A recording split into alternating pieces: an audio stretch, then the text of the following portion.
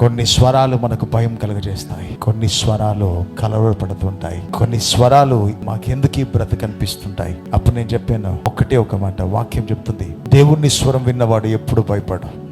మోకరించి ప్రార్థన చేయి, దేవుడు అడిగితే జవాబు చెప్తాడు. కరెక్ట్గా 15 నిమిషాలకు ఫోన్ చేసింది, అన్న దేవుడు నాకు వాక్యంతో మాట్లాడిండు. ఏ వాక్యంతో మాట్లాడంటే యెహోషువతో మాట్లాడిన మాట నాతో మాట్లాడినా.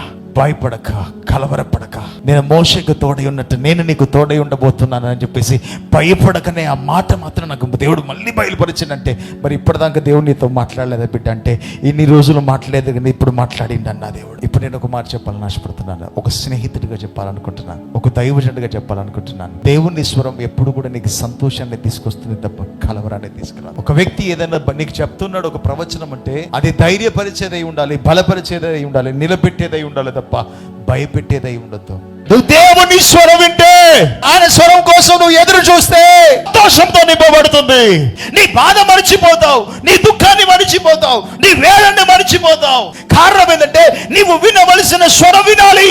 నువ్వు ఎవరి స్వరం వినడానికి కాదు ప్రభు నిన్ను పిలిచింది, యేసయ్య స్వరాన్ని నువ్వు వినడానికి దేవుడు నిన్ను పిలుస్తున్నాడు. నీ జీవితంలో సంతోషమైన కార్యాలు జరగాలంటే నువ్వు దేవుని స్వరం తప్ప ఏ మనుషుని స్వరం వినొద్దు.